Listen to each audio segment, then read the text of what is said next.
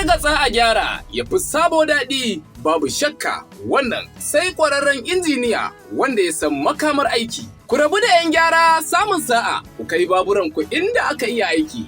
Inji ga mai gyara ka. Aminu Tuleta ya fice wajen mai da mashina tamkar sababbi. Ka ji birki raɗau, inji zamzam, ka ji kana tsula gudu kamar baka tsaya ba. Aminu Tuleta ya fice a wannan bangaren. Kai har da masu son a haɗa musu baburansu sababbi waɗanda suke zuwa a kwali. Namba wayar mu ita ce 081 000 4581 Adireshin wannan injiniya Sheka Gidan Garbu kusa da masallacin Juma'a. Maza ku garzaya domin mai da mashinan ku zamzam.